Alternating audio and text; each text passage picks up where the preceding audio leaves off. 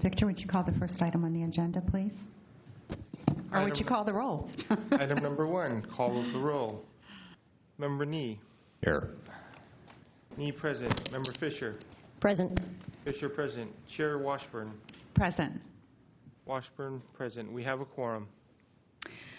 Have we heard that there may be, is there anybody who's requested a reordering of the agenda? I have not heard of any requests for agenda changes. Okay, all right. Would you call the item number 2 on the agenda, please? Item number 2, adoption of the April 15, 2014 Compliance and Amendments Committee meeting minutes. I do want to note that there is a correction on the first item where there was Member Nee moved and seconded by Member Nee. I have made that correction. Okay, I saw that. Do I hear a motion to approve the minutes? So move. Second. Is there any, do we take public comment on the minutes? I have a couple of, I saw that mistake, and then I have some minor corrections on the third page of the minutes, the fourth page of that item. I will accept them from you at the end of the meeting. Okay. I can take the paper copy from you and make those corrections. Oh, you want them right now? Yes. Okay. Is there any public comment on this motion? Anything else from the members? Hearing none. Mr. Young, would you call the roll, please? On the motion to approve the minutes of April 15th, Member Nee? Aye. Nee, aye. Member Fisher? Aye. Fisher, aye. Chair Washburn? Aye. Washburn, aye. The motion passes. Mr. Young, would you call the next item on the agenda, please? Item number 3, file number 13002, hearing on the status of the order of determination. Complaint filed by Anonymous against Cheryl Cowan, Teresa Sparks, Lupe Areola, and Muline Ahern, Human Rights Commission, for violating Sunshine Ordinance Section 67.25A, failure to respond to immediate disclosure requests for public records in a timely manner. Let's see, do we have Anonymous on the phone yet? Yes. Okay. We now have, you now have 5 minutes to update us on whether or not you've received all of the information that you requested. Could you fill us in on what's happened since the full task force met? Yes. Are you able to hear me loudly? You could be a little bit louder, and I'm not sure whether we can correct that here or not. You need to talk into your phone, and then we'll be able to hear you. All right. I picked up the hard copy documents myself from the San Francisco Human Resources Commission. There was not a chronology to accompany the documents, which was something that I had requested.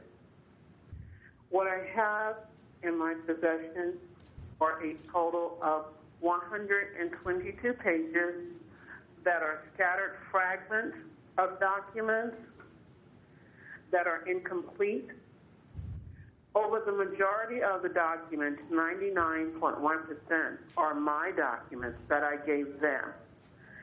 I also have documents that belong to someone else. I honestly do. Someone else's paperwork, for whatever reason, is with mine. I would like to describe 3 examples of how the documents were copied for me. The first example of the documents being mismatched are the first page of my residential ledger with Park Merced. It consists of 4 pages. However, I have only 1 page that was hard copy, and on the back side of that hard copy, instead of being page 2, is a copy of a letter that I wrote to Ms. Areola on May 11, 2012. The second example I have of the disarray that the documents were in is that page 3 of a letter that was written by the attorney who represented me in the Superior Court case, page 3 of his letter, on the back of his letter, instead of being page 2, is an incomplete document that is the second page of one of the documents from the court filing. So that's something that's off. And the third example that I have is that page 1 of the 3-day notice, the first 3-day notice that I received, page 1 of that notice is not with page 2. On page 2 of the notice is the first page of Part 2 of Sunshine Case 11048. So one of the things that happened when these were photocopied, they were photocopied out of order. And so you have all of these documents that are not corresponding with each other. And if I were not familiar with this case, this would be something that not even Mr. Young would be able to ascertain because he wouldn't know about the case. So these documents were just thrown into a photocopy, and that was just it. And that is not how you give documents to anybody. You don't give documents to anybody like that. And also, I would like to say that they don't correspond to each other. They're not all of the documents. I know that because I'm familiar with the case. And they don't even have the name of the city attorney that the human resource employee spoke with. I was able to obtain that name on my own, but that was one of the things I requested from Ms. Ahern when she was there when we did this on April the 30th. So it's my opinion that all of the documents, with an exception of maybe 3 letters, they're mine. That's why I'm familiar with them and I know how they go. And she just did not comply with the order of determination. Do you have any additional, I think you have some additional time. Do you have anything else you want to tell us? Well, I am really baffled as to why this has happened. Even if they just gave me my documents, they're not all here. And I don't really know what is going on their part. And as I said, so there would be no confusion, I picked up the documents myself. And there are no notations in the documents where even the investigator, Ms. Areola, who was assigned to the case, there's no notations from her with these documents, as opposed to what day she might have looked at them or received any phone calls or sent any faxes. There's none of that. This is just mismatched paperwork that was given to me, that was there underneath the counter.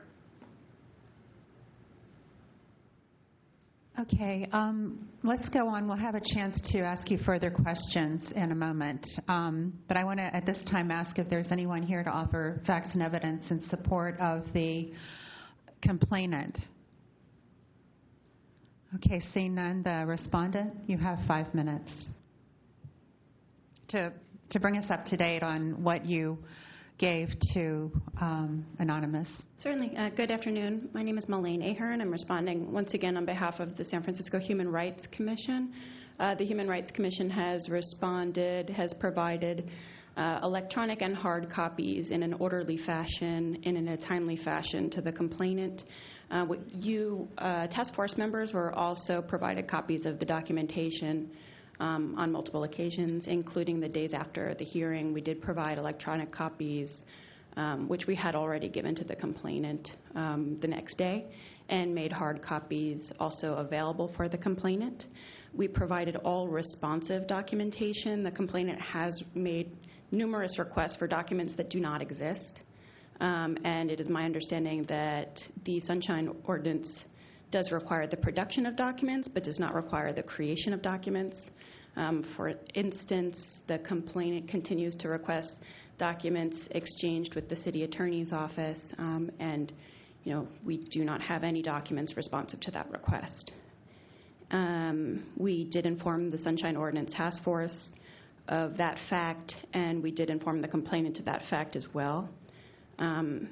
Moreover, if those documents did exist, they would be subject to attorney-client privilege, but they do not exist. And we did provide additional information to the complainant about the HRC representative in the city attorney's office. Again, that was not a document that we were able to produce. It was just, our courtesy to try to extend to the complainant as much information as we could that's responsive to her request. We did waive the fees, which totaled over $50 for the documentation that we provided to the complainant in response to each of her requests. And as far as the request for a chronology, once again, no document. We don't have any document responsive to that request. So it's the position of the Human Rights Commission that we have complied fully and completely to the best of our ability and provided all of the documentation we possibly can to the complainant. I believe that she's falsely representing that the documents were somehow out of order. And again, you have been given copies of those documents as well, so you can take a look at those to make your own conclusions. All right. Is there anyone here to offer facts and evidence in support of the respondent? Anyone else from the Human Rights Commission? And if you'd like, I can provide a copy of the email that I didn't get a response to the Sunshine Ordinance Task Force about this issue as well, in response to all of these questions. That would be great if you could give that to Mr. Evans. Sure. This is mine, though, if you could make a copy. Yeah.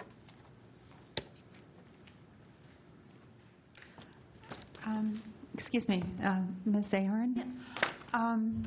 The order of determination asks the Human Rights Commission to provide all information, including investigatory information, which would include all information from the city attorney's office, the name of the city attorney who provided input on the case. So just simply, what do you have to say about what you did here? Sure. We did provide the entire contents of the investigative file, which included every document we have related to the investigation. Again, there were no documents exchanged with the city attorney's office. We did provide the name of our representative in the city attorney's office with whom we consulted on our legal requirement to close the case administratively once the matter was decided in court in the Superior Court of California. And if I may have my email back for a minute, this information was also all outlined in my email of May 9th as well. Okay. Members, do you have any questions? Madam Chair, I'd like to ask Anonymous. First of all, Anonymous, please indicate whether you hear us still. I'm sorry, didn't quite understand the question. Okay, I just wanted to know if you're still hooked up to us and you can still hear us. Yes. Okay, good. This is Committee Member Nee. You heard the respondent, Ms. Ahern, tell us that there were documents that you wanted, including the chronology, that do not exist. What documents do you feel you have not received that you are certain do exist? And how do we ascertain whether they exist or not? Whenever I met with Ms. Areola, because it would be maybe a month or two, I would always try to turn things in person or fax some things. But basically, whenever I met with her, I always gave her a chronology with documents, because documents have history as to what has transpired prior to me giving her the documents, I cannot expect for her to guess what was going on. So I would always have a chronology that would explain the document that she might have asked for or I felt she would have needed in trying to make a determination with my case. And so what I am saying is that I do not even see any activity where she would have looked at my file with them giving me some of the documents. They're not all here because they're not all here. And so another thing is on May 5th in my correspondence, I sunshined the city attorney's office, and that was how I was able to get the name of the city attorney. Had I not done that, the name of the city attorney is not in the documentation that I picked up that are hard copies. So I can only ascertain that there was correspondence with the city attorney's office and the Human Rights Commission. That's not what I'm trying to get into, but that was something I asked for, was the name, and the name of the city attorney is not in the documents that were hard copied and that I picked up. Thank you. We're just receiving the email from Ms. Ahern regarding, this is dated last Friday, May 9th. No. It's in the, okay. There are emails of May 2nd and May 9th. Okay.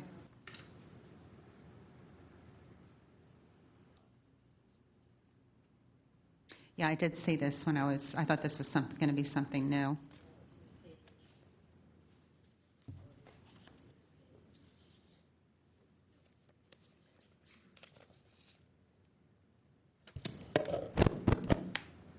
It's page 10 of the packet. Or the case. I have a question, Anonymous, about this chronology that you refer to.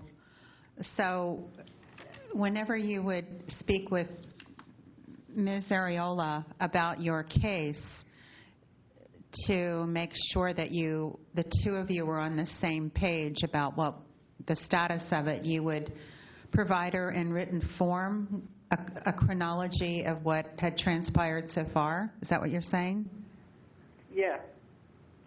And so these were documents that on at least several occasions you brought to her to help in your discussion of the case? Yes, I was keeping her apprised as to any activity involving my case. And what I'm trying to describe is for anyone in the working world, when you're working on a project, what are the notations that you are making for yourself? So you were providing Ms. Areola with these documents about the chronology, and when you asked for everything in your case file, you did not get copies of these documents? I did not get copies of those documents, and I do not have anything but two letters that could substantiate she ever did anything with this case. So as I'm trying to describe what work or notations did she do, and even with the two letters that I have, I don't understand why there's explanation as to why she did what she did. So if I understand you correctly, you're saying that pretty much everything you received in hard copy were materials that you already had, that you had actually, in fact, given to the commission, and you were hoping to see more, but there was really just a couple of letters and not really any investigatory information that you had hoped to see. Is that correct? That is correct.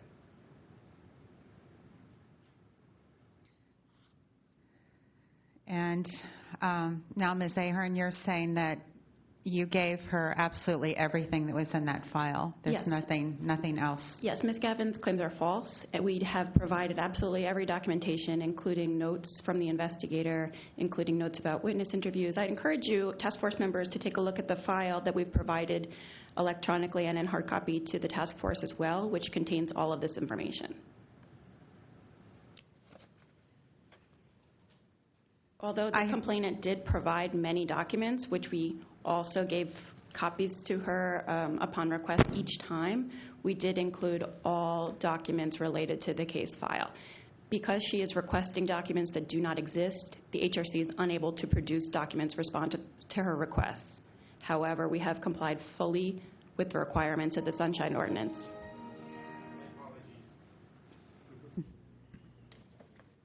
All right, we needed a symphonic break.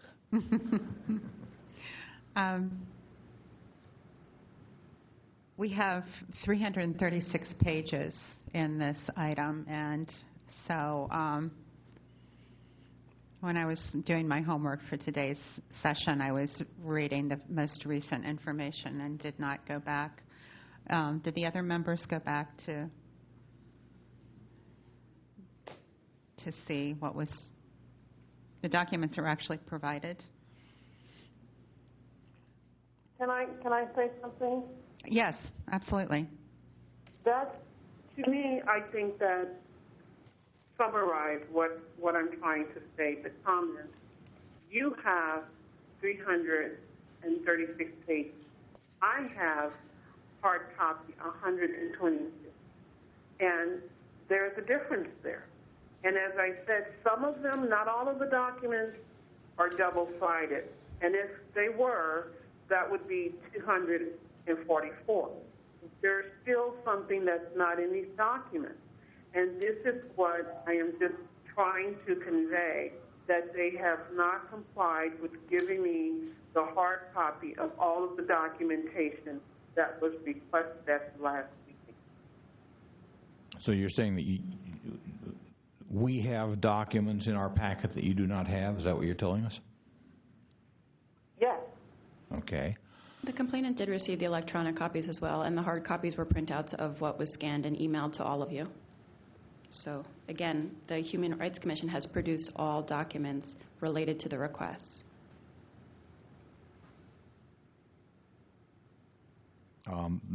Ms. Anonymous, have you checked the electronic files that you received? And I mean, you're saying that what we have in our packet is 336 pages, and you have about 100. What about pages in electronic form? Have you checked those? I have not been able to go through those because I have only limited time at the computer. And this is why I was asking for hard copies of the documents. Sure, and those documents have been in the complainant's possession for over a year when she initially made the request, and we provided the documents electronically and in hard copy in January of last year. Okay. Ms. Ahern, while we appreciate what you're telling us, it would not be, it's not appropriate for you to stand at the mic and address us unless you're specifically asked. No, my apologies. Okay.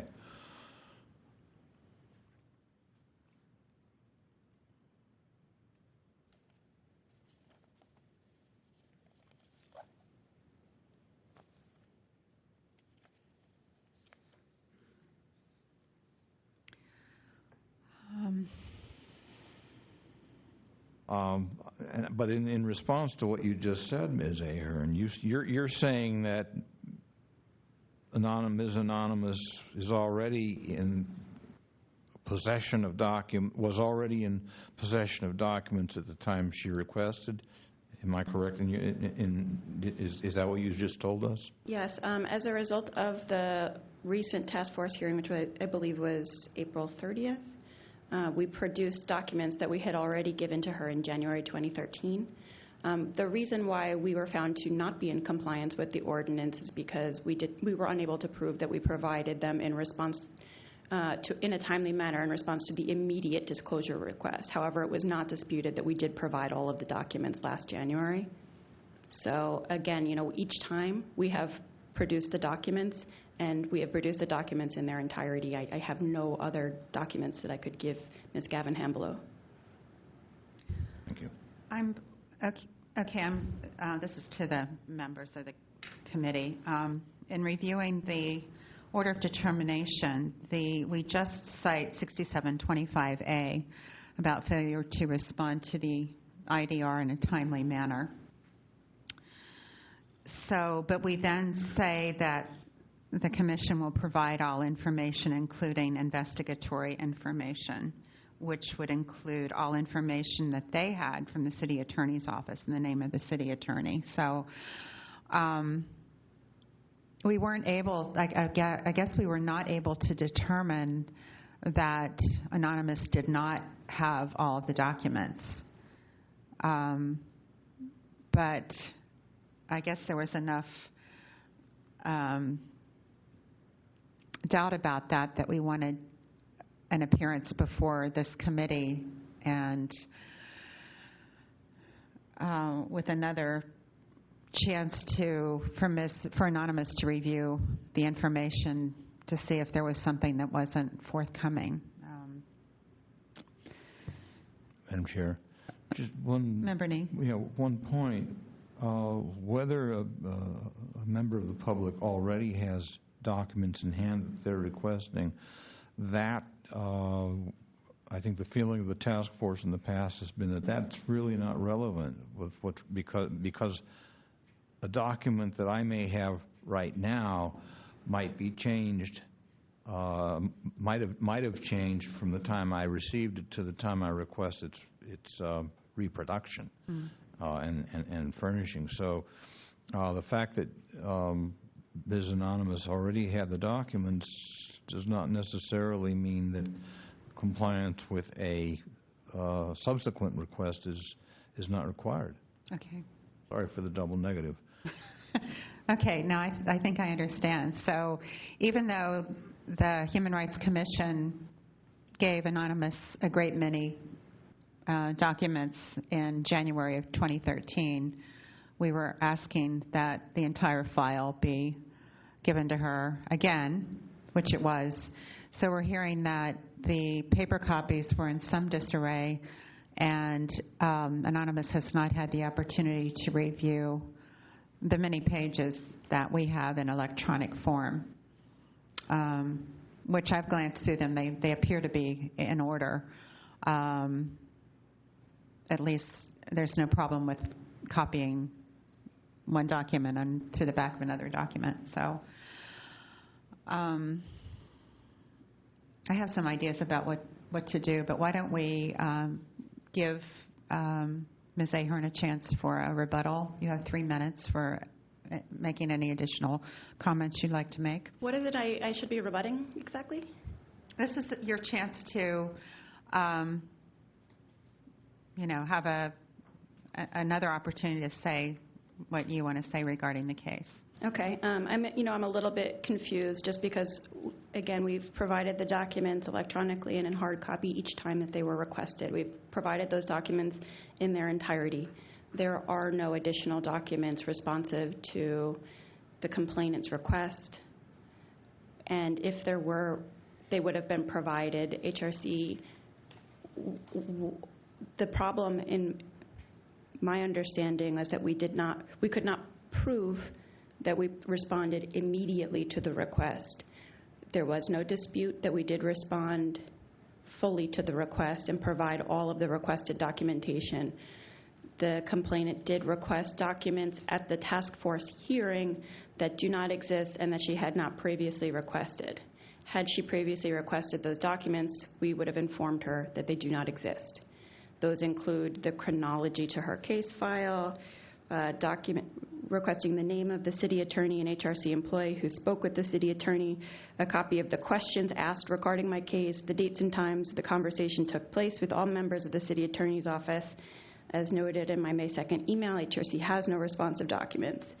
The names of the HRC employees who had access to her file, HRC has no responsive documents. the chronology to her file, which it sounds like is being represented a little bit differently today than it was at the last task force hearing. HRC has no responsive documents. And all of that information that we have provided to her was provided to the task force as well on numerous occasions. And I am just, I hope that the task force acknowledges that HRC has done everything it can to comply fully with the Sunshine Ordinance, and at this time there's nothing that we can produce. There have been no changes to the documents since the case was closed per our legal requirement over a year ago. And I thank you, task force members, for hearing us today. Thank you. At this time, the complainant has 3 minutes. I would like to say that during the meeting on April 30th, towards the end, I requested, as was already stated, the investigatory information and all of the documents pertaining to the case, including the name of the city attorney that was spoken to, in hard copy. And Ms. Ahern said that there would be a hard copy. And one of the things, as previously stated, there are 336 pages. I only have 122. So I know that you don't have what I have with you, but this is not something I want to continue into the next millennium. I do not have 336 pages, and I do not have a chronology, and I do think a chronology exists for the case. I mean, you have to make notes for yourself as to what it is that you're going to do or that you did, or otherwise, how would you know how to carry on your work from day to day when you're working on your own project? So there's no notation of any kind with what I have, and I just don't understand why I cannot have all of the documents that pertain to me, to my case, and I do not have them in hard copy.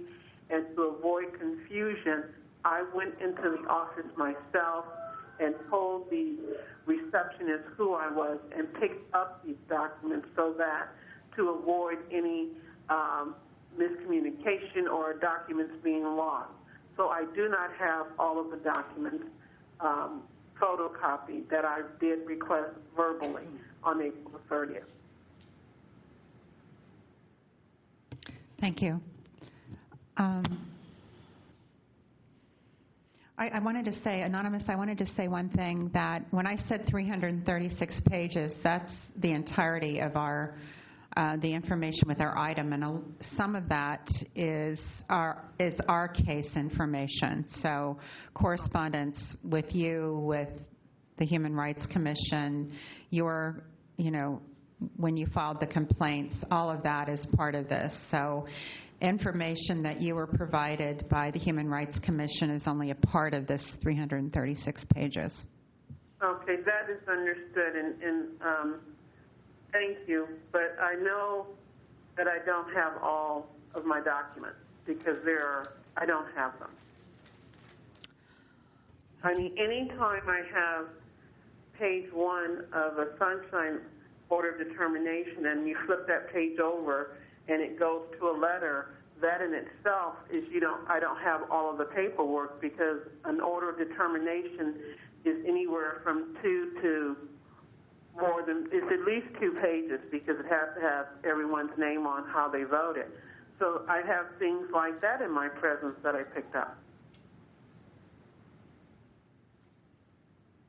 Okay, thank you. Member Nee? Madam Chair, this is kind of difficult for us. We have a he said and a she said, or a she said and a she said, and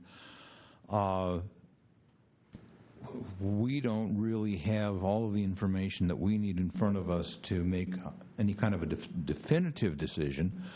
I would add that Ms. Anonymous has acknowledged she has not had time to go through all of the documents that were provided to her in electronic form because of time limitations on her computer use. So we really have no way of knowing at this point whether there is partial or complete or no compliance. I think there's at least partial compliance with the order of determination, but we have no way of knowing at this point whether there is complete compliance. So we can do one of two things. We can continue this till the committee's next meeting, whenever that is, or we can simply file this as a report at the next meeting of the task force and invite both the respondent and the complainant to again present updates of their cases. This will give Anonymous more time to go through the electronic files, and it may help us to make a fair, definitive determination on what, if anything, we should do next. I was actually thinking exactly the same thing. Rather than send this to the full task force, I think it makes more sense to bring it back here. The task force has a lot of cases before it, and but I would urge Anonymous to review the electronic copy because it appears to be in order, and it will be time well spent. You'll be able to have a better sense of what you were sent, given the problems with the hard copy. So my inclination is to continue this to the next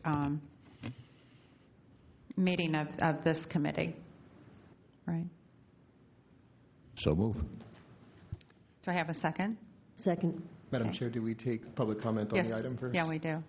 On this motion. After the motion is Right. made, then public comment is taken. So at this time, is there any public comment on the motion to continue this to the next time? Can I? Sure, go ahead. Well, if you might sit down. I'll wait here, thank you. Can you ask her to take a seat?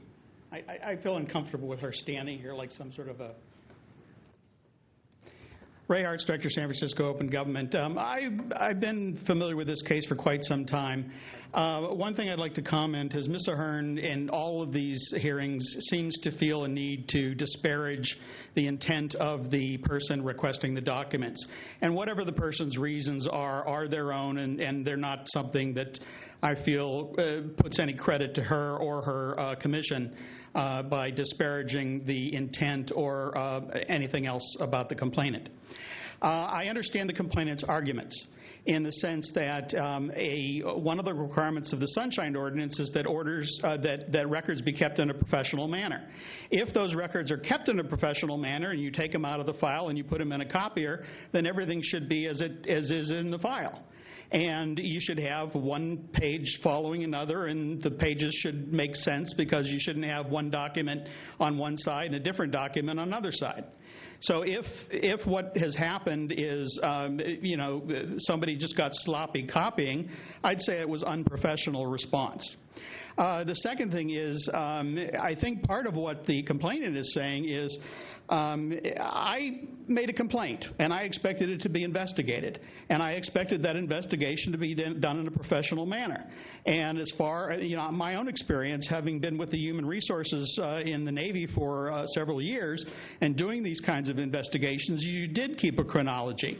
You were very careful to notice dates and times and everything else and who you talked to and what you talked to them about, because you needed that to ensure that your own memory was reliable and also to make your final determination.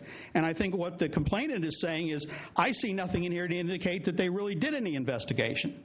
And I would say that if Ms. Ahern is willing to stipulate that everything she has been provided, then I think it would be reasonable for the complainant to say there was no investigation done.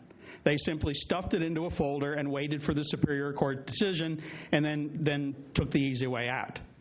Lastly, I have a real question about whether or not, if you've given someone a hard copy and you've sent them an electronic copy, why would there be any difference?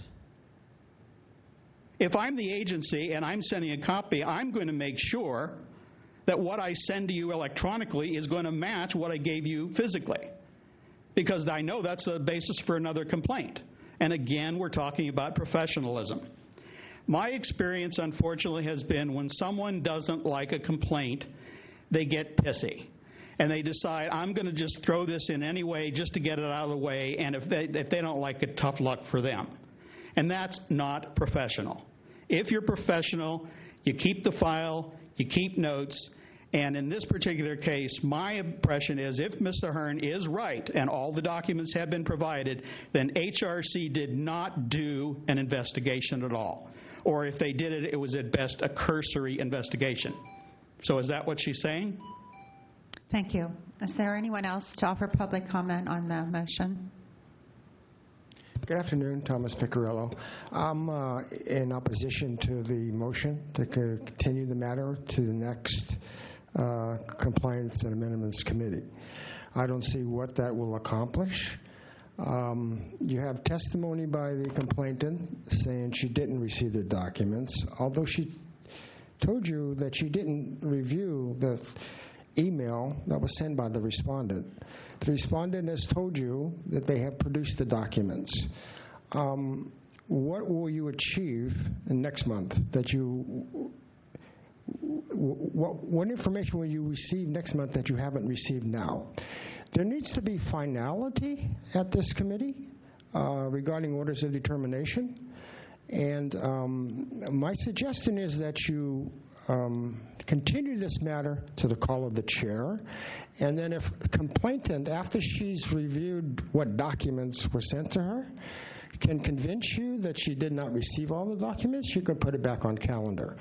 But there are a lot of other orders of determination that need to be enforced, and that because the complainant did not review the documents, I don't think it makes sense to put this back on calendar for next month. My suggestion is continue the matter to the call of the chair, and if complainant can then convince you that all the documents were not produced pursuant to your order of determination, then you can hear the matter again. Thank you. Thank you. Is there any additional public comment on the matter? Excuse me, you're not a member of the public. You're part of the matter. Is there anyone else? Okay, seeing no one else, Mr. Evans, would you call the roll on the motion? On the motion to continue, Member Nee? Aye. Nee, aye. Member Fisher? Aye. Fisher, aye. And Chair Washburn? Aye. We have 3 ayes. So this should be agendized for the next meeting. Thank you. Mr. Evans, would you call the next item on the agenda, please? Next item, number 4, is file number 13027, hearing on the status of order of determination, Ray Hartz Jr. against Paula Jessen, Deputy City Attorney, for violating Sunshine Ordinance Sections 67.21D and 67.21E for failure to immediately order the release of records requested and for failure of a representative to appear before the Sunshine Ordinance Task Force. Okay. Mr. Hartz, you have 5 minutes to bring us up to date on this matter. Members of the task force, Ray Hartz, Director, San Francisco Open Government.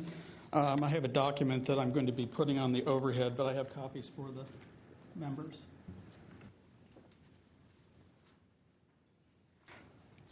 I'm going to make this rather simple because this has dragged on for over 2 years now. If you look at the documents that are in your packet, you're going to see the responses from the library, you're going to see the responses from the city attorney's office, and one particular part of that is a response where they talk about, well, we gave you documents and it says there's $5 million. The only problem is this. This is from the FFE for the Branch Library Improvement Plan, and this is the lower left corner where they detail all of the contributions of the Friends to the Branch Library Improvement Program. Well, it's all well and good to say, well, Mr. Hartz, why are you pissing and moaning? We gave you documents for $5 million, and then say, well, Mr. Hartz, what's wrong? Well, the bottom line is you can't put out a public document at Library Commission meetings that says $10 million and then tell me that giving me $5 million worth of information answers my question. Either one of two things is true. Either you've got additional documents which show that it's $10 million, or you don't have additional documents and you're lying to the public. And I've said this to the Library Commission repeatedly. You know, you can't put out a public document at a public meeting knowing that you have nothing to back up these numbers. Now, at the time of the original request, the amount that they had on this document was about $8 million. So there's about a $3 million discrepancy. And I can't see in any logical way why they can stand there and say, Mr. Hartz, we gave you everything we have, and then you take what they gave you, and it doesn't add up to what they are presenting to the public. I mean, not $3 million difference, no, okay? Now, the second thing, and is the chart I gave you,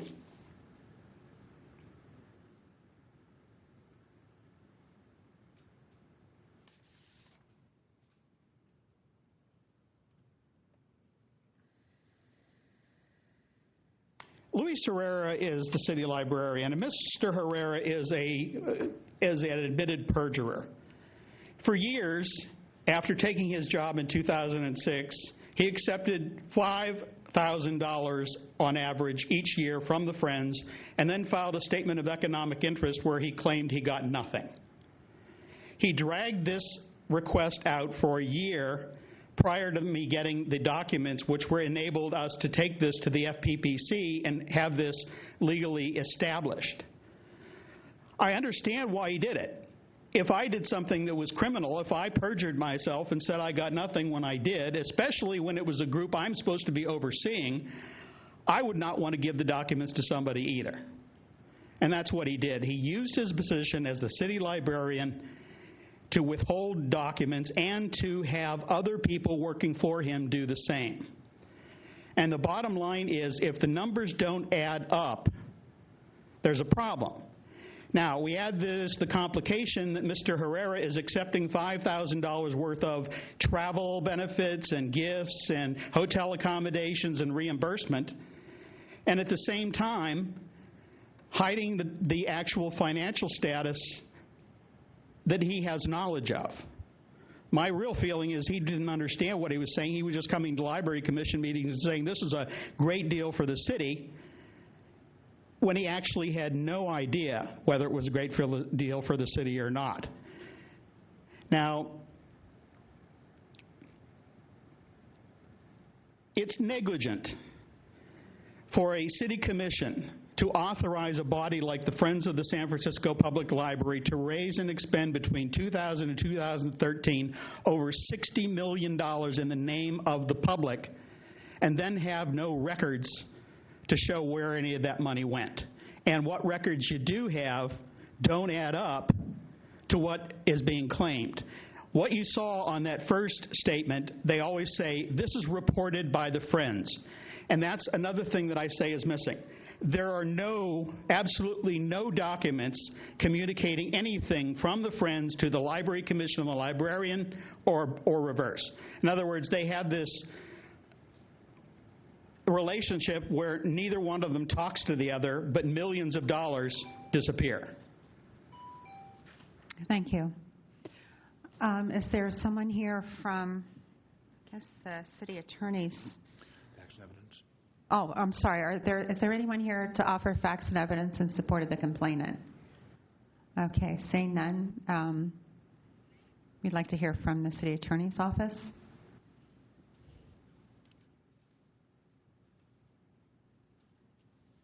Good afternoon. Gabriel Zitron of the City Attorney's Office. I suppose you have already in your packets copies of both our letter to the city librarian pursuant to the order of the full commission, as well as we also have the library's response, I guess it's to Mr. Hartz, but we were CC'd on that and we reviewed that. I'm happy to answer any questions that you have about it, but mostly you already have this document that was pursuant to your order, and I'm here to answer questions rather than to make a case for it.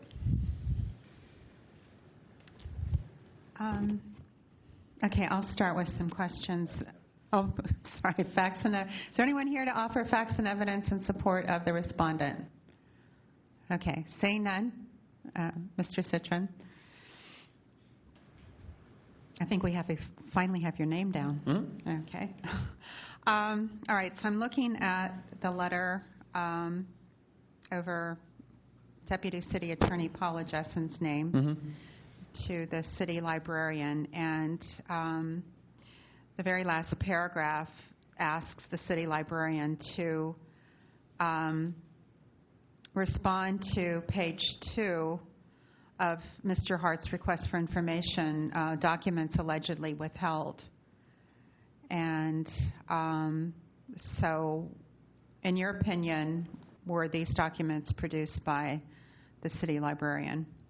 Well, it's reading, when we got the city librarian's letter to Mr. Hart's, we went over that as well, and our conclusion, or rather Ms. Jessen's conclusion in her capacity as a supervisor of records, is that they had complied to the best of their ability with our directive, but that we, or she, was going to continue to monitor the situation rather than just declare this to be the end of the matter. We're going to continue to monitor as needed. But that when it comes to what we state in our letter, or what she states in her letter to the city librarian, that they did comply with that. So I'm confused. So Mr. Hart's requested information, and you're satisfied that the information was produced, but you're still going to monitor them because why are you going to do that? Because, well, we're satisfied that what information was produced that they had, but we do know that in the past information can come out in future times. You know, it's not. It has, and not just with the library, but with every city department, it can sometimes turn into an ongoing process as records are uncovered. And we say, oh, you know, we should do a search of this type of thing, and more of a record is built as time goes on. So, you know, we want to say that we're not dropping out. Do you understand what I'm saying? Sometimes not every responsive record is always produced all at once. And I know in this case as well that happened, and sometimes a record is found later on. And we want to make sure just that, you know, we're there to continue to try to address Mr. Hart's concerns, as the directive says. Okay, so let me see if I understand. When a member of the public asks for information, the Sunshine Ordinance has a time by which you must comply. And so I guess I'm confused. If there's information that you think might be there, but they haven't produced it yet, that's a problem under the Sunshine Ordinance, because that information, if it exists, you know, it's not okay for library staff to look for it whenever. They're supposed to produce it in a timely manner. That's part of the ordinance. They are, but then the realities of the situation have sometimes meant that after having done that, after having made a good faith effort to produce in a timely manner all the responsive documents to someone's request, there are instances when at a future date, a department will locate additional records and notify the supervisor of records and say, you know, we should get these to the respondent as well. Okay, well, I'm hearing that you're going to monitor the situation. I guess, you know, Mr. Hart's is asking for some information that, just using one's common sense, you know, it tells me that what he's asking for is an accounting on both sides of this, of the Friends of the Library. You know, they're giving money to the library, so it would be nice to know what they're giving, the amounts they're giving, and for what purposes. And then the library is receiving these funds from the Friends of the Library and then are using them for some purposes. And we see in broad outline the amounts of this money, but we don't have any sort of detailed accounting. And Mr. Hart's has shown us that the numbers don't add up. So we're wanting, so I don't know, it seems to me that the information ought to be there. If it's not there, that's really big problem, but it ought to be there. And so if it is there, it ought to be produced. And it's not satisfactory to say that, staff will continue to try to find the information. It ought to be available. Well, ma'am, Do you understand what I'm saying? I do, and I'm going to let the representative from the library speak to some of that. But in addition, I wanted to say that as it pertains to the directive that our office received from the full task force, that's not really correct. The directive that our office received from the full task force was to instruct the library to respond to Mr. Hartz's previous request, which we made every detail to do, and that response is right here. This, in our opinion, most definitely satisfies our office's obligation under the directive as it was given to us by the full task force. Now, as to the specifics of what else you were talking about, I think I'm going to let the representative from the library address those. Madam Chair. Member Nee? I think we're straying a bit from the subject matter of this particular case. Okay. This was a complaint against Paula Jessen for violating Sunshine Ordinance Sections 6721D and E. Now, the order of determination in this matter, ordering Ms. Jessen to issue the instruction to the library, that order of determination was issued on February 28th. Ordinarily, compliance with order of determination is required within 5 business days. Now, the order of the letter of instruction from Ms. Jessen to Luis Herrera is dated May 8th. That's quite a bit more than 5 days, and I'd like to know why Ms. Jessen, if you're able to speak for her on this, I'd like to know why Ms. Jessen waited until May 8th to issue her instruction to the library, to Mr. Herrera. Well, I can't except to say that I wouldn't characterize it as Ms. Jessen waiting until May 8th, as that sort of implies that she has only one task to complete and then evaluates that the best time to do so would be at some distant point in the future. And I can certainly say that would go against what I know of her. Beyond that, as far as balancing this duty with her other ones, I cannot speak to what you're talking about. Although I acknowledge that it is well beyond 5 business days. We don't know what her other duties are, and our own responsibility in this matter is to this matter. We issued an order of determination February 28th. And compliance with the order of determination was due within 5 business days, and it was, more than 2 months. Compliance took more than 2 months. I'm very concerned about that. I have not had a chance to address the timeliness of the matter with Ms. Jessen. I was only aware recently of the date that was on this document, the so-called directive letter to the city librarian. I did remark that it had taken a while, but I can't speak to your concern beyond what I already have, I'm afraid.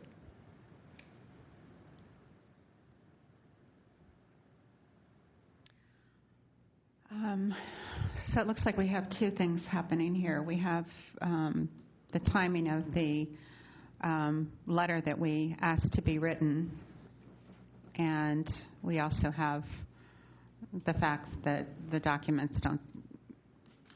We suspect that maybe there are more documents that have not been uncovered that were requested. Well, I think, Madam Chair, we also have repeated violation of 67.21E. Mr. Zitrin is unable to speak for Ms. Jessen in terms of the timeliness, and it seems to me Ms. Jessen or somebody else who can speak to that should be here. Right. I'm not criticizing you, Mr. Zitrin. Well, I speak for the office, so I will receive whatever criticism you have on our behalf. The office should send somebody who can answer our questions, and the fact that you're not able to answer certain questions, you're not at fault for that. So please don't take this as a personal criticism toward you. Thank you. Okay, I think that we probably should remain focused on this particular issue. which is not regarding so much the library's production of records, but the specific matter of the city attorney's office as the supervisor of records ordering the library to produce the records. And the order was not complied with on a timely basis at all. And we don't know why it wasn't. So I'd like to move on with this matter. Mr. Citron, you have 3 minutes to offer any additional comments. I do want to draw your attention, regardless of the timeliness, to, we hope that we do receive a satisfactory outcome, that Mr. Hart's in the library, that everybody gets a satisfactory outcome from what did eventually come out of the process.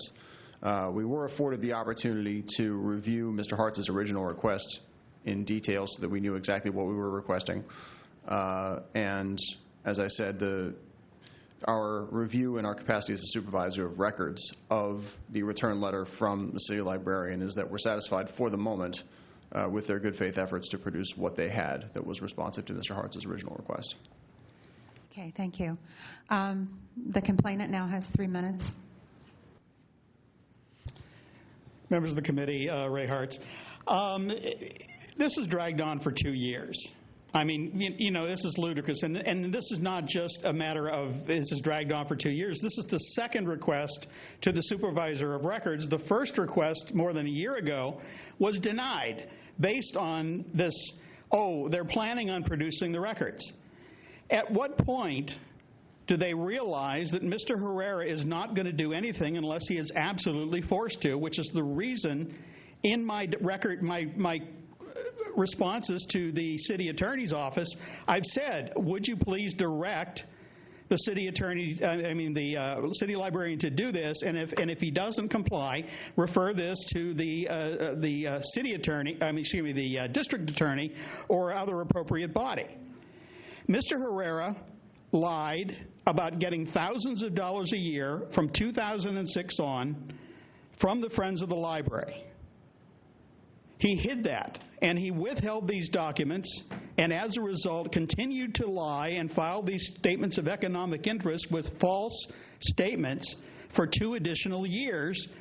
And the city attorney's office, by their inaction at the first petition to the supervisor of records, allowed him to continue on until we're now at this point, we're now discussing the actually second order, the second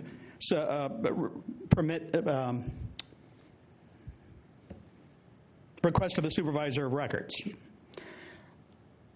At what point does the city attorney's office say, Mr. Herrera is not acting in good faith? He hasn't in this entire process for 2 years now, and yet Mr. Zitron, and no disrespect for him because he's late in the game on this one, but the bottom line, he's saying, well, maybe more documents will show up. That's been the attitude of the city's attorney office for 2 years. I assume that at 1 year point, they would say, Mr. Herrera, you've had a year. Give Mr. Hartz everything he's asking for. Now, I'm going to put myself in a little awkward position here. I'm going to say that perhaps there may be no further records.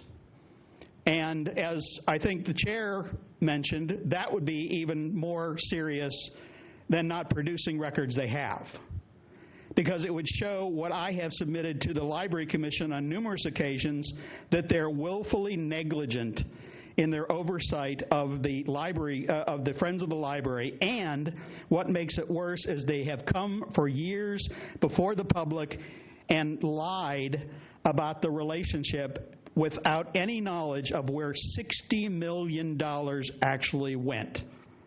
That's contrary to public policy. Thank you.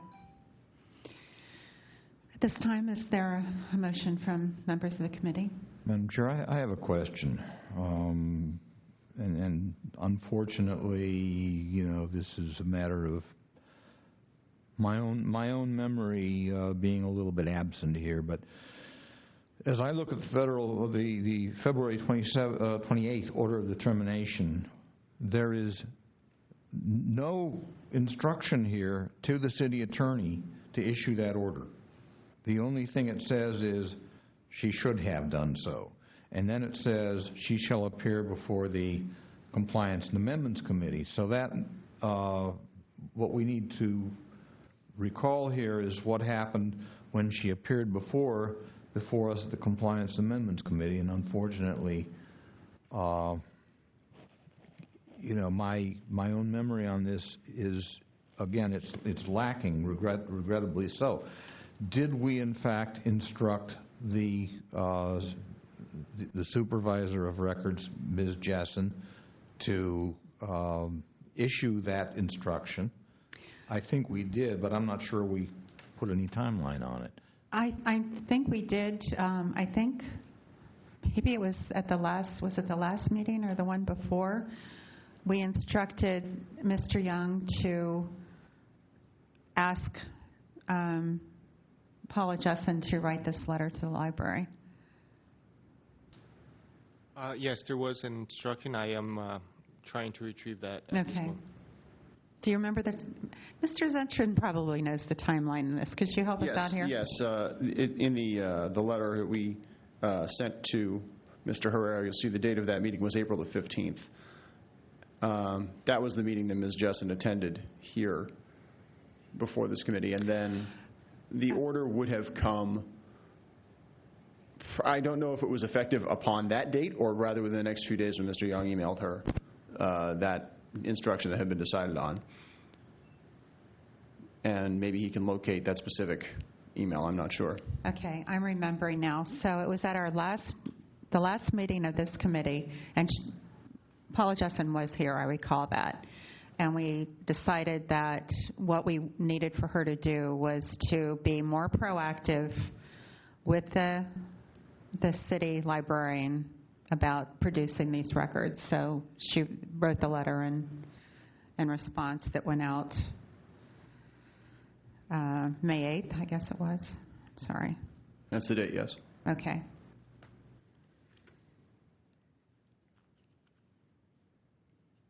So perhaps we don't have a timing issue here, Member Nee?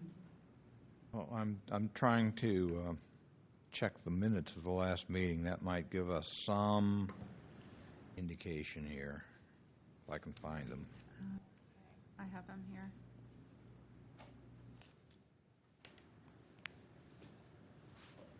I have them on, I will read the motion from the last meeting of, I believe it's April the 15th.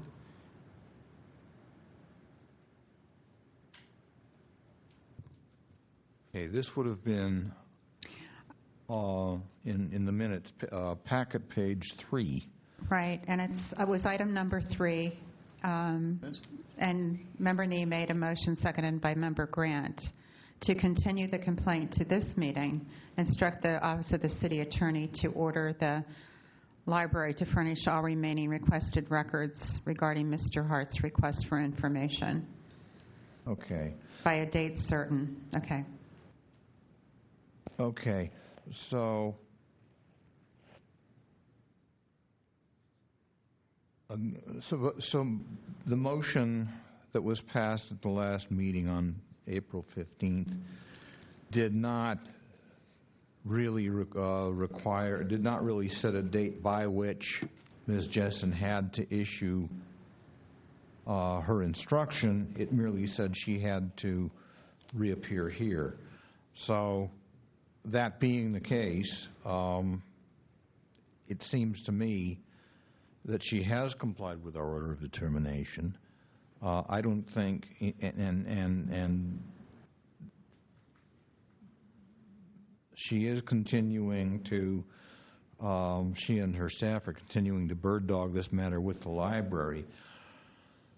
So as far as this matter, Hartz versus Jessen, it seems to me it's been pretty well resolved, and I think that that's what we can report to the full task force.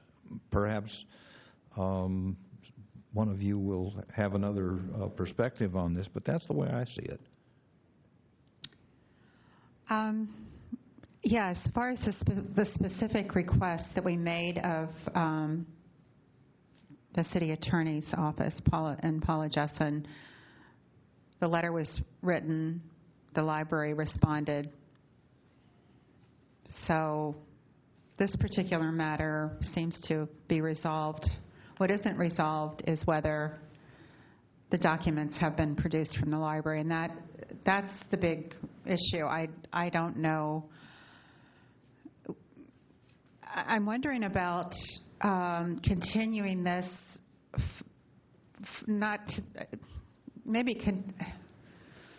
I guess given that, Mr. Zitron, you're saying that you're continuing to follow this, you are hoping more records will be forthcoming, you suspect that they could be. We're allowing that they may be. You're okay. So I'm thinking, I don't know how to follow up on this to make sure that the library continues to search for some accounting of all this money. That's the big issue here. So, and I don't know that the city attorney's office has anything more to do right now other than what they say they're allowing for the fact that more records could come out. Again, it seems to me that in the matter of Ray Hartz versus Paula Jessen, it seems to me we've reached a conclusion here. Yeah. And there, if there is anything further, it's got to be it's got to be among the three of them: the city attorney's office, Mr. Hartz, and the library. But I think that we have seen compliance with the order of determination, and I think that wraps it. Okay. All right. So I have a feeling we'll be seeing everybody again at some point, as the public tries to get further understanding of what's been transpiring between the Friends and the library. But I don't see anything else to do in this particular matter. So. Right. Thank you. Right. Thank you. At this time, Mr. Young, it's past 5 o'clock. We should. Shall we be concluding this matter due to a lack of a motion? Yeah, we've decided that we should have public comment on it. Oh, okay. Let's. Is there any public comment on how this is resolved? Anybody? Hearing none. Mr. Young, would you call item number 7? Item number 4 is concluded due to a lack of a motion. Item number 7, public comment. Members of the public may address the Compliance and Amendments Committee on matters that are within the Sunshine Ordinance Task Force jurisdiction, but not on today's agenda. Is there anyone offering public comment? General public comment? Okay. Hi there, Member Nee, Member Washburn, Member Fisher. I think it's a really hard task for just a citizen to try to get documents that they want. You go through this enormous process. You might get an order that would issue for a variety of reasons, and then you just don't get the documents that you're looking for. It's very frustrating. It's very hard. I know on a lot of people's side, they put in a lot of effort, and they just kind of fall flat. And it's very hard to be able to word these IDRs in such a way that you're going to get the information that you're looking for. And so many times, you're just shut down by saying, we don't have documents responsive to that. And how do you know? You don't. Okay, thanks. Thank you. Is there any additional general public comment? Okay, seeing none. Mr. Young, would you call item number 5, please? Item number 5, file number 14016, hearing on the status of the order of determination, complaint filed by Paula Detesh against Sharon Page Ritchie and Howard Lazar, Arts Commission, for violating Sunshine Ordinance Section 67.16 and 67.29-2 for failure to post meeting minutes online in a timely manner. Can I turn this way? They have their own screens. Yeah, we can.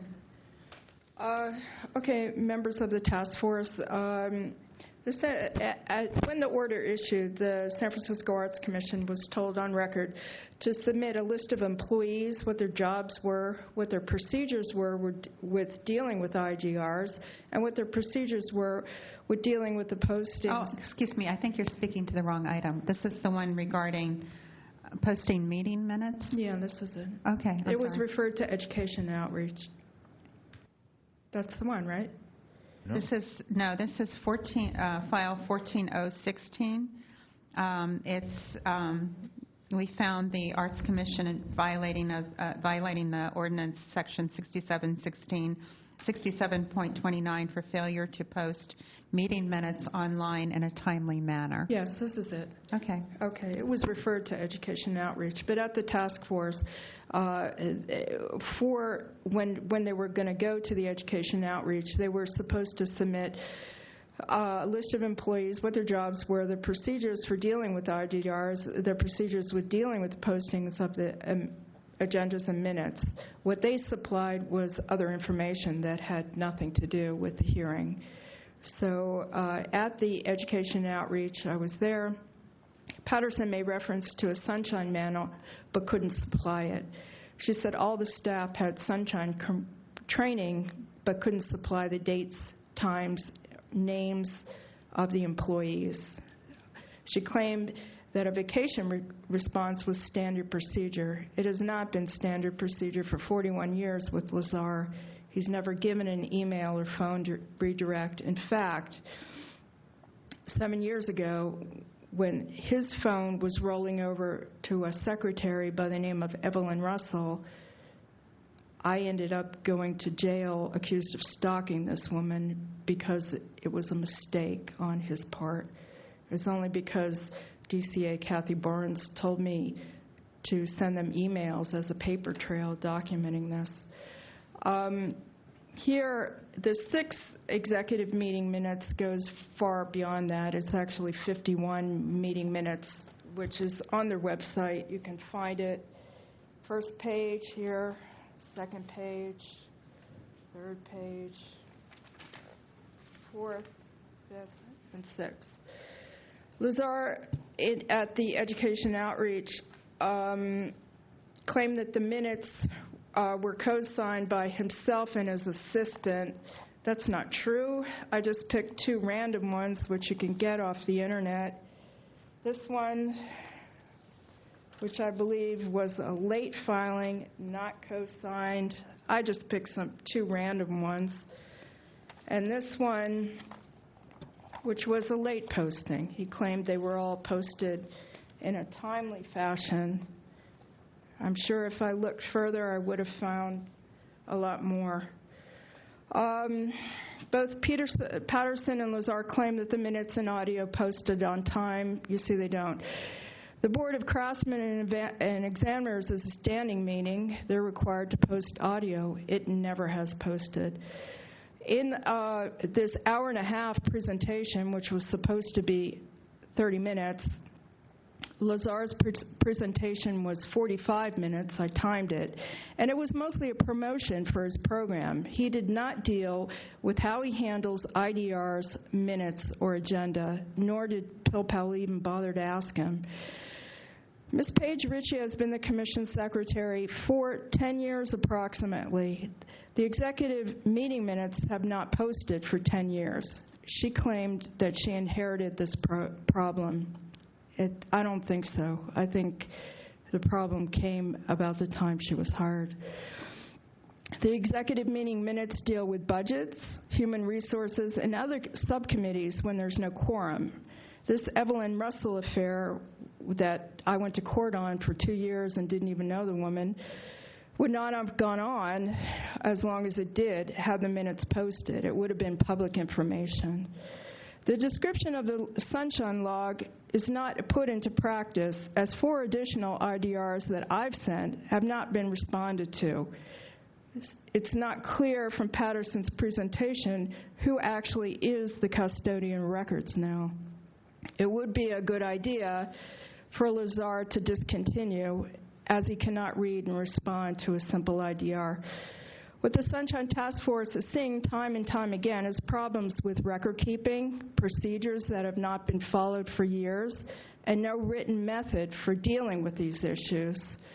I included in your packet the 2012 Civil Grand Jury Report, and in it, in the findings and recommendations, it outlined specifically that their website needed to be updated. No money has been budgeted in this fiscal year for the upkeep and maintenance of this website. Another finding is that no one there, not even Louis Cancel at the time, had sunshine training. The only person in the Arts Commission, apart from the commissioners, the only staff person is Tom DeCaney, who's had sunshine training. Record keeping was a serious issue, and the minutes fall into this category. I have one more paragraph. You'll have a chance to answer our questions, and you'll have another opportunity to speak. Okay? Thank you. All right. Is there anyone here to offer facts and evidence in support of the complainant? Okay. Is there anyone here to, the respondent? You have 5 minutes. So, good afternoon, Kate Patterson Murphy from the Arts Commission. I'm going to keep it brief and just simply introduce my colleague Sharon Page Ritchie. But before I do, I just want to frame what we're about to say around what was put in the order of determination. And so we're here today to give you an update on the outstanding minutes as they are indicated in the order of determination. Those are for March 25th. The Executive Committee's meeting minutes of March 25th, August 26th, September 23rd, October 28th, November 25th. And let me see if I'm missing anything. I believe that's it. If I am, Sharon will probably fill in the blank for me. But we actually have an update for you and are going to show you what we've done since then. Okay. Thank you. Hi, Sharon Page Ritchie, Commission Secretary at the Arts Commission. The order that we received was about Executive Committee minutes which have filed late. I have a backlog of Executive Committee minutes, and I believe we've talked about this before. I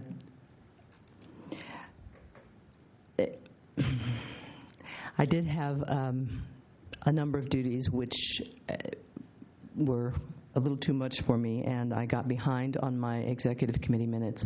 I have made it a priority. It is a priority for me to get the backlog caught up. The order that we had was 5 days ago to have the March, August, September, October, and November 2013 minutes posted by today. They are posted.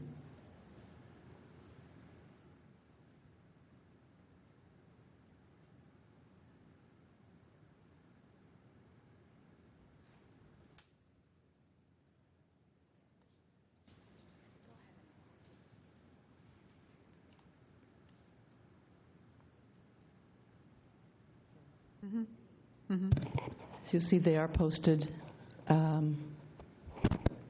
March, August, September, October, November, and I am working diligently on getting caught up with the rest. My plan is to catch up with the current year minutes for the Executive Committee and then to work backwards from the last spring and to work backwards from there. We have had recordings transcribed by a service, and so I'm working with them to get those records posted as well. Okay. Do you have anything else? You have some additional time. I don't have anything else. I'm working as fast as I can to keep up with the minutes and to get caught up with this backlog, and I have made the good faith effort and complied with the order of the task force. Okay. Thank you. Is there anyone here to offer facts and evidence in support of the respondent? Don't go too far. Okay. All right. At this time, members of the committee, do you have any questions? I got a few things. Member Fletcher? Fisher? Fisher, I'm sorry. That's okay. Come on back up, Miss Sharon Page Ritchie. Yes. So I'm looking at this OD, and I'm taking it very seriously because it has Yes. my signature on it. Okay. So, and I vividly remember my short stint on the Education Outreach and Training Committee and having the entire presentation. So I'm just going to repeat what you just said. I'm looking at this OD, and we told you to post March, August, September, blah, blah, blah, in a timely manner. And I checked before I came here, and those were up there. So I'm kind of seeing that you did what we told you to do. So, it's kosher. I'm cool with that. Is there a plan to get the rest? Yes, back there on? is a It's plan. not part of the OD. I was just kind of Yeah, curious. no, there is a plan, and it's a priority for me to get these done. It is a priority for me. I'm working to catch up with, there's a couple of the current year minutes that I still have not posted, and so I'm working to catch up with those. And then I'm working backwards, and I have had a tendency to want to go into too much detail in the minutes, and I realize that it is more important that they be posted and concise rather than that there be a lot of detail. All of these are audio recordings, and so anyone who is interested in more detail in what happened at the meeting and who said what in what order, they can listen to the recordings. We have had requests from people at various times for audio recordings if they were not able to listen to them online, and we've been happy to provide a CD of any of those recordings on request. Okay, I'm anticipating Ms. Daytesh's next filing or question, as we appreciate her diligence on this, but this is what we told you to do, and it seems to me like you did it. So, and it has my name on it, so that's why I was a little more concerned. Yes. That's all I've got. No, I can see that you have complied with our specific order of determination. Any other questions for the? Okay. At this point, the respondents have 3 minutes to add anything additional. That's you. Or I'm doing my best to catch up, and I will be working on them very diligently for the rest of them. But we have complied, as you've said, we've complied with this order. Okay. I just had one idea.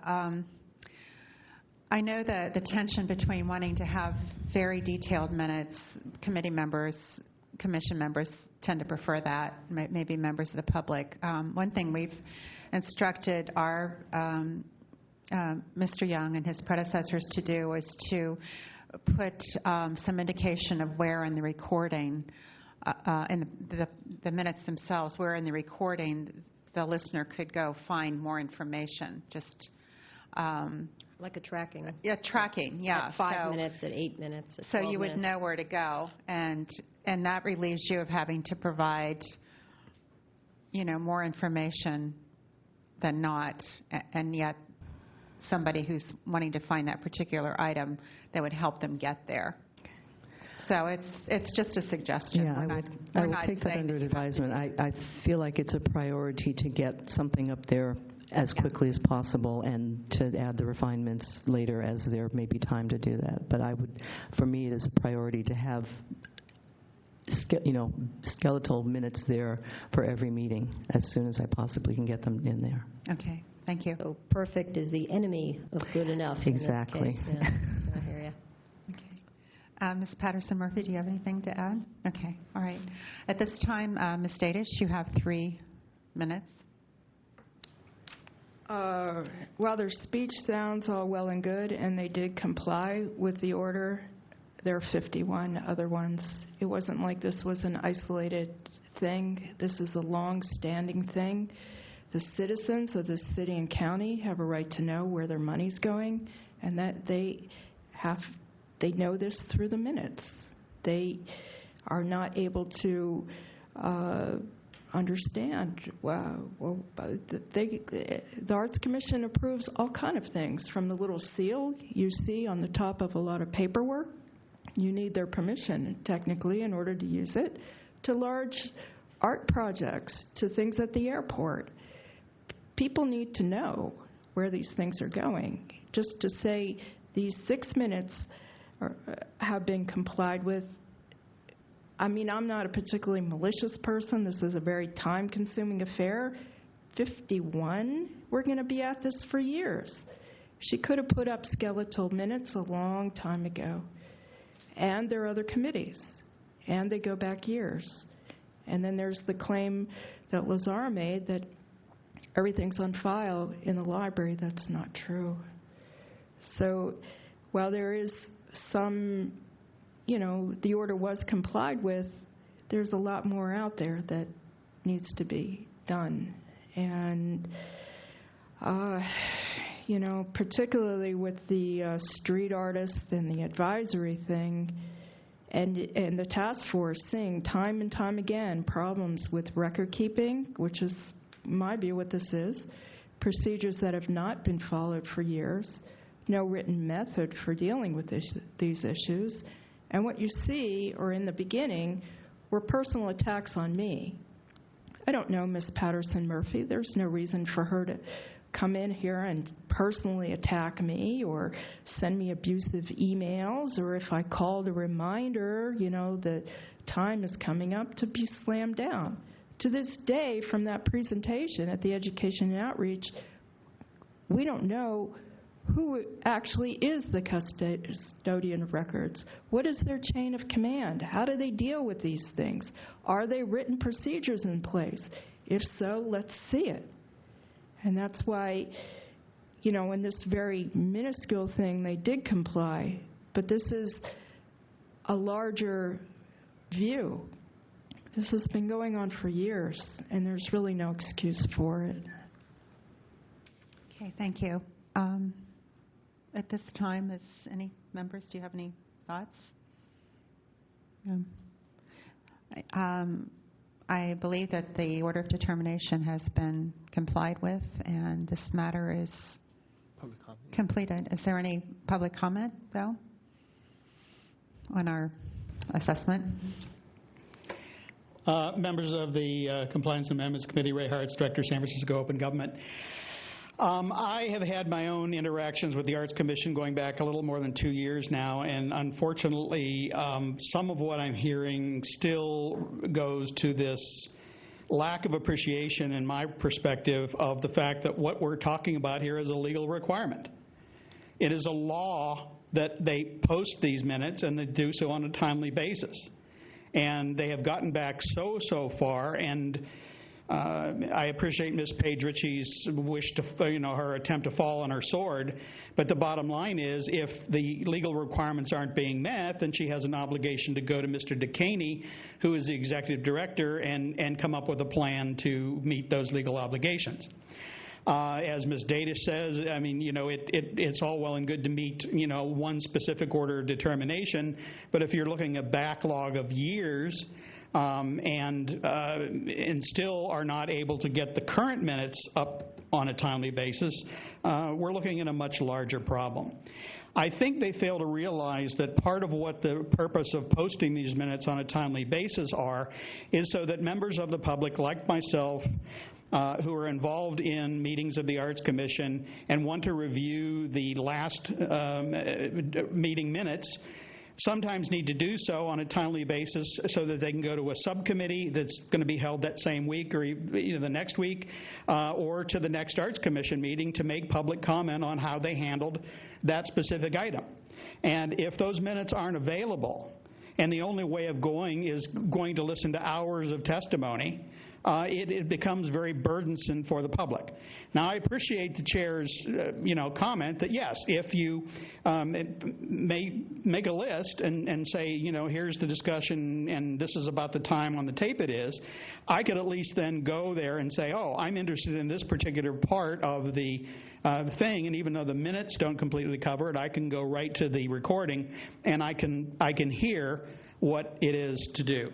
Again, I want to iterate the fact that I think it's unfortunate some of the comments that have been made by members of the Arts Commission. Peter Warfield of Library Users Association had Commissioner Smith actually make comments like, I don't like what you're saying, and I'm going to see that you don't get to participate in this stuff anymore. I mean, it's just such a, in some cases, blatant disregard. And as was mentioned previously, and I have to go back and review it, the civil grand jury's report, where there's smoke, also mentioned the fact that their record keeping was abominable. And we're now looking at 2 years. We had an executive director who was fired and a new one hired, and one of the understandings was he was going to correct this stuff, and unfortunately, had happened. Thank you. Is there any additional public comment on the matter? Okay. So given that this matter is closed, Mr. Young, would you call the next item on the agenda, please? Item number 5 was concluded due to a lack of a motion. Item number 6, file number 14018, hearing on the status of the order of determination. Complaint filed by Paula Detesh against Howard Lazar, Arts Commission, for violating Sunshine Ordinance Section 30. I believe that should be 67.25A for failure to respond or provide a late response to 5 immediate disclosure requests submitted on February 6, 2014, and 1 immediate disclosure request submitted on February 8, 2014.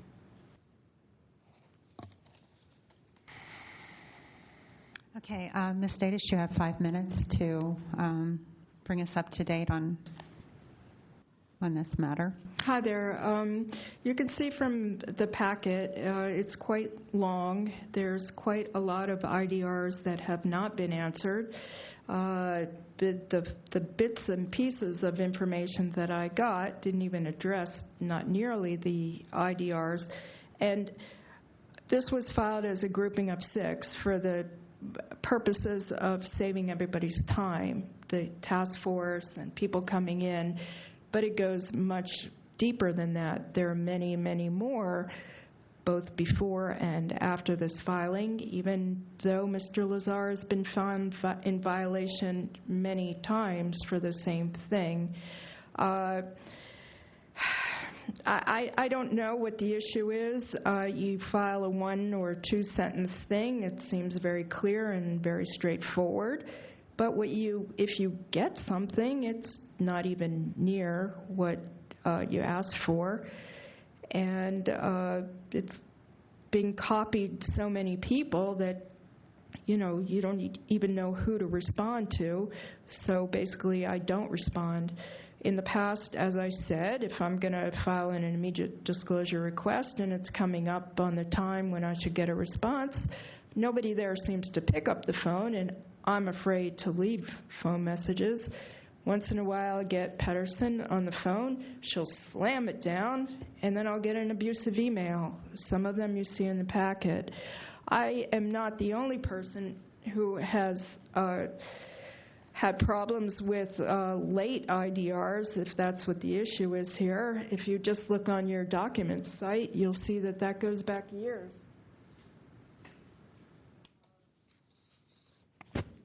Years and years of people coming here saying he was late, I didn't get the documents that I wanted, and it appears to be nothing new. I don't know what the issue is. I know that the emails seem circular, they seem off topic, they seem disorganized, and you try to wade through it and just see is there any relevant information, and it's not very often. It's a technique the civil grand jury called sandbagging. And in that, it's to bury one bit of relevant information into a pile of irrelevant information. But that's not even what's happening in this grouping of 6. For example, can you point me to the area of the ordinance that deals with inspections on the street? You would expect, here's the ordinance, you can be found here, here's the section that deals with this. Instead, what do you get? A copy of a badge issued to him from Dianne Feinstein. Or we go in December, it was kind of relevant. Could we see an updated maps of the downtown area? There's a lot of construction going on. back and forth and back and forth, and it's dragging on for months, and it's not even relevant. And then you get the screamy, unsolicited emails from Patterson, which I don't even respond to. I don't even call, because that's what she wants. She wants to push my buttons, so then she's got something to stab me with. I don't know why. I don't know the woman. So what you got is a bunch of verbiage, verbal diarrhea. So were these, did I get the documents that I asked for on these 6 requests? No, not even near. No, and it's not the first time. Anything you want to ask me? No, we'd like to hear from the respondent next, but facts and evidence. Is there anyone here to offer facts and evidence in support of the complainant? Seeing none, the respondent has 5 minutes to bring us up to date on your plans for ensuring that immediate disclosure requests are responded to in a timely manner. Hi, good afternoon. Kate Patterson, San Francisco Arts Commission. So again, I just want to kind of bring it back to the order of determination. And at the last hearing, it wasn't determined that we had not responded, but that we had not responded in a timely fashion, which was due to the fact that Mr. Lazar was on vacation. And at that time, we could not prove that we had some sort of procedure in place to direct those who were seeking information to another colleague who could then respond within the IDR timeframe. So what we didn't have at the time, but which we have sent subsequent to that meeting, is actually a copy of Mr. Lazar's sort of out-of-office setup in Outlook. And it's, what's not ideal is that what we don't have is an email from another colleague showing that auto reply, but this is what we have to share with you, which does show what we all do as the staff when we are out of town is we set up an automatic response and then we designate a colleague to be a respondent. So should someone be in need of immediate information, that information can be expedited in a timely fashion. So Howard is actually out this week, and if you want to email him, you'll see an automatic reply. It's something that we all do, and that is the procedure in place for, when someone's absent for dealing with, for information seekers. Okay. Is there anyone here to offer additional facts and evidence in support of Ms. Patterson-Murphy? Okay. Members of the committee, do you have any questions for either party? I don't. I do. Ms. Patterson-Murphy, so I guess up until this order of determination, when Mr. Lazar was going to be away from the office and someone emailed him, there was just no response one way or the other? No, there was an automatic response that was automatically generated when you email someone who's out of office that goes to the recipient that says, I'm on vacation or I'm out of the office. If you need immediate assistance, in Howard's case, it's Alyssa Licurius. Okay, so this was in place during the time period when Ms. Dadish was making these IDRs? It was. So what happened? Why wasn't... Well, Ms. Ditesh didn't email Alyssa with the IDR. And so when Howard returned, he then responded, and I think you can see that he responded immediately after he returned to her request. So what I don't have, so what's hard for me to prove, and I'm sorry, I can't prove it, is, an example of an email that was an automatic reply to Ms. Ditesh from Howard showing that he had an automatic reply set up. Does that make sense? Mm-hmm. So what I can just show you is what Alyssa had set up for him before his vacation, and it shows the same period of time that he was out of the office, because in Outlook, when you do it and you save it, even after it's expired, it retains what you had the last time. So that's this. And you got this, I sent this, as soon as after that hearing concluded, Howard and Alyssa went and did some searching to see, to just, make sure that that had been in place, and this is what they had. Okay. And there's a phone number there, too, so Yeah. you could either email Alyssa or you could call that number. Absolutely. And when you call that number, who answers the phone? Alyssa. Okay, so she's the person who... She's the designated respondent in that instance. Okay. Yeah. Ms. Stadish, could you explain to us your experience here? Well, I sent an IDR this morning to Howard Lazar about 9 o'clock. Nothing has bounced back to me telling me that a redirect this way or that way, and nothing has bounced back during those things. I would suggest that Ms. Patterson has an innate ability to change things, manipulate things. I've seen it several times. And you can't really put your finger on it, like, let's see the exact email, let's see the posting on the door that said the meeting was canceled. There are these things that she seems to come up with that are not true. I can forward you right now an IDR that I sent to Howard Lazar this morning. I did not know he's on vacation. I have not spoken to that man in years. I certainly don't want to, but nothing has come back from 9 o'clock this morning until almost 6 o'clock now. And as far as a phone and a redirect, no. I don't ever recall Howard Lazar picking up the phone. You might be able to get him at 8 o'clock in the morning. It's more him screening calls and calling people back.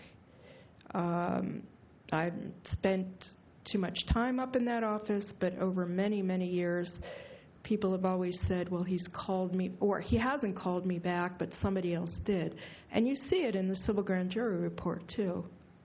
Their findings were that a great problem with office procedure, returning phone calls, street artist procedures that are not in place. So. Okay. So this is interesting. We just tried to contact Howard Lazar, and we got the automatic reply.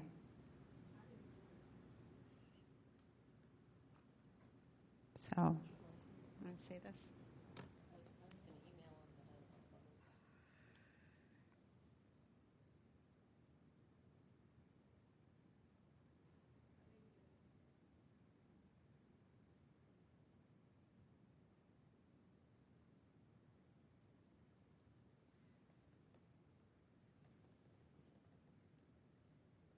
Okay, at this time,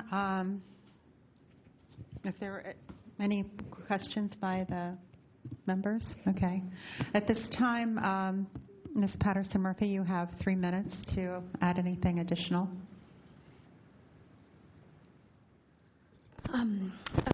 Kate Patterson-Murphy from the Arts Commission. Just to reiterate that, this is a standard practice that is used throughout the agency. It is our feeling that, when we make an effort to designate a responsible colleague to be responsive to requests, that if someone is in need of immediate information or if there's an emergency, it's incumbent upon that person to follow up with the person who has been assigned the duties in place of the person who is absent. Like I said, Howard is out on medical leave this week. I think he's back in the office. He's hoping to be back on Friday. And, even though he was not in the office and was sort of kept out of the office sort of unexpectedly, his assistant did set up an automatic response in his absence to make sure that people are aware of his absence. And again, I regret that we did not have a copy of the setup last time we presented. I think, I think the evidence shows that, he did respond to all of the requests as soon as he returned from vacation and, with thorough responses, where there were relevant records. He did make a best effort to give her the information requested. Thanks. Thank you. Ms. Davis, you have 3 minutes. What we're seeing here is conflicting information.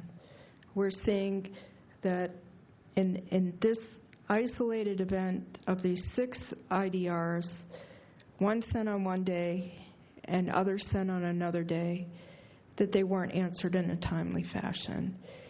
If they wanted to refute the fact, they would have come in here with that copy of the date and time that that thing bounced back. Instead, we got a lot of verbiage from her. At the education outreach, we got that kind of verbiage. We didn't get a manual that says, this is how we deal with IDRs, this is our written thing, when so-and-so's out of the office, this is our little manual here, this is how we're going to deal with it. We didn't hear the chain of command. We didn't hear anything. We heard Howard Lazar go off topic, promote his program, and on. And that's the crux of the matter here, that they don't have procedures in place. I believe Kate Patterson was hired just to kind of cover up or as a wing person for Howard Lazar. And I don't know right now who's the custodian of records, but it would be in their best interest, and I've said it so many times in front of the Arts Commission, they would save themselves time, money, and staff hours if they just change the custodian of records to somebody who is literate, who can understand, and just deal with these simple things in a timely manner. You're seeing a treadmill here between me and the Clark brothers. Last night was the exact same thing. How many times have they been in front of the task force for the exact same thing? I'm not maliciously doing this. I sincerely wanted information in a timely manner to be able to go out in Christmas time and not have the police up in my face every time I set up. But that's what happened because I couldn't get the information I needed.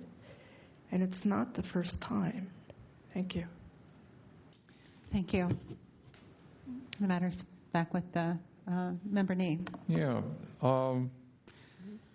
Having looked at the response, the automated response that Member Fisher kindly provided to us that refers requesters to another person in the office in Mr. Lazar's absence. And I think that message, that response message, gives both the phone number and the email of Ms. LaCouris. Isn't that correct, Ms. Fisher? Member Fisher? The response that you just provided to us. Yes, it does. It does. It provides both an email and a phone number. Yes, it does. Okay. Yes, it has an email and a reference for a phone number. Yeah, so I look at section 67.21C, in which it says, a custodian of any public record when not in possession of the record requested shall assist a requester in directing a request to the proper office or staff person. Now, if Mr. Lazar is away, he's obviously not in possession of a record unless he's absconded with it, but I don't think that's going to happen. And in his responses, his automated responses to a requester, he directs persons to another proper office or staff person. It seemed I see compliance here. I do as well. I mean, the Arts Commission and the Street Artists Program may have problems with record keeping, but that's not what's before us right now. We needed to see some evidence of a way for a requester to get some immediate help if the custodian of records is not there. And I believe that is happening. So I would entertain a motion if anyone has one. I don't see one. So are there any comments from the public on this matter?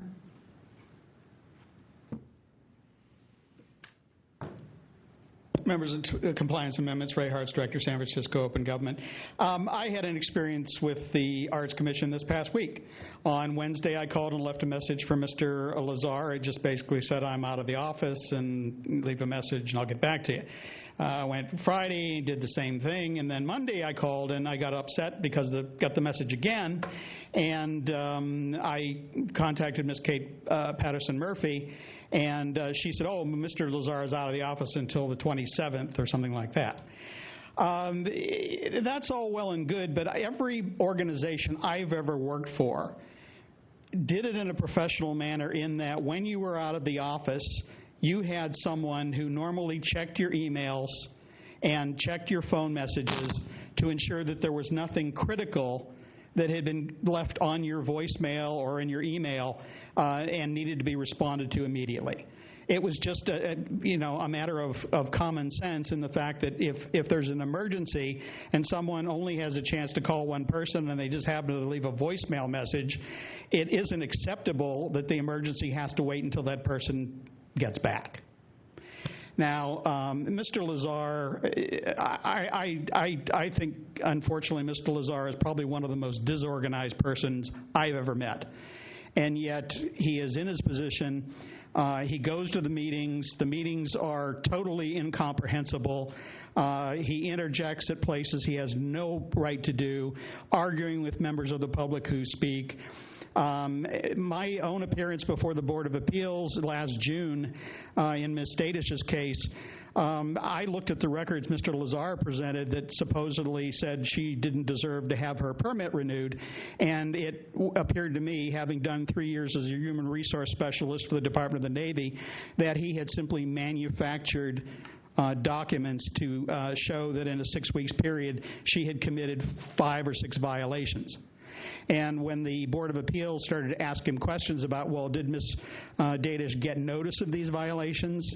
And he would mumble and tumble. And finally they said, we're very disappointed that the representative of the Arts Commission has shown before us to have handled this matter in such an unprofessional manner.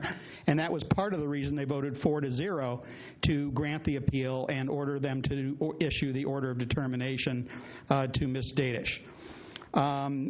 It's all well and good to make excuses about why something went wrong. It is much more effective to make sure that something doesn't go wrong. When I used to teach at the University of Hawaii, one thing I would ask managers is, when's a good time for me to evaluate you? And they would give me all sorts of different answers. And I said, the time to evaluate you is when you're not there. If everything runs white when you're not there, I know it'll run right when you're there. Thank you. Hawaii to come here. Is there any additional public comment on this? Okay. Seeing none, the matter is completed. Mr. Young, would you call the next item on the agenda, please? Item number 6 is concluded due to a lack of a motion. Item number 8, Administrator's Report. Concerning the next meeting of the Compliance and Amendments Committee, that will be on June the 17th, 2014. Currently, we have the one continued item from today for that agenda, plus any items that may be referred to the committee on the June 4th meeting. Okay, thank you. June 17th is the next meeting? I believe so. It's always at 4 o'clock, right? Yes. That is... Same room? June 17th is the third Tuesday of the month. Right. That's our regularly scheduled meeting, third Tuesday.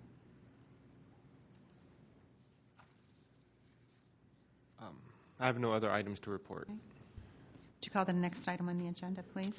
Item number 9, announcements, comments, questions, and future agenda items. Members? Member Nee. I have a question for Mr. Young. Item 7. We did public comment. We did general public comment earlier, around 5:15. A question for Mr. Young. You were, a while ago, I think, ducking back and forth between here and the Board of Supervisors meeting. Is that correct? Yes, I was. Okay, and I'm wondering if you have any information on board item number 32, which had to do with appointment of task force members for the next term. They approved the appointment of the 3 members that were recommended by the Rules Committee. That'd be Member David, Member Pelpel, Member David, and Member Fisher. Okay, Ms. Fisher, congratulations. Or condolences, I'm not quite sure which one yet. Whichever you prefer. No. Thank you. Congratulations. Thank you. And I do believe that the Rules Committee will be taking up the issue on June the 5th. On the remaining appointments? On the remaining appointments. Okay. That is tentative from what I heard. Thank you. Thank you. Would you call item number 10? Wait. Do you have anything, Member? I have a question. Yes, Member it says Fisher, questions. yes, question. Yeah. You weren't here yesterday, so I couldn't ask you. How's your annual report coming? I need to shove it in. Right. No, I need to. Yes. A page is fine. Yeah. No. Less is more. No. I will. Perfect is the enemy of good enough. In fact, we don't even need good enough. We just need basic. Yeah. No. I'm coming out from under my. Yeah. If you end of the spend semester. more than 20 minutes on it, you've spent too long on Okay. it. All right. Now it's a matter of plugging in some numbers. And that includes making the iced tea and squeezing the lemon. Okay. Now I will get that. I hope by the end of the week. And I owe you. I actually was supposed to finish it last night, but I had a headache. I owe you the de-pinkified version and fixing the little things on the one that you gave to everybody. Yes. Sorry, I'll get that to you by tomorrow. Because I have another headache. There's something in this building. I have a stomach ache. I get that headache right here above my eye. You know? Item number 10, adjournment. So move. Second. Okay. Okay. Our mics are still on.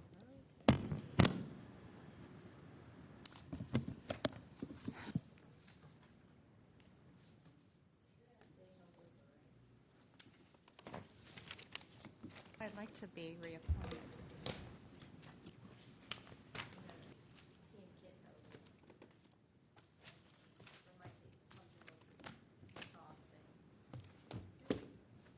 I hope that the nominees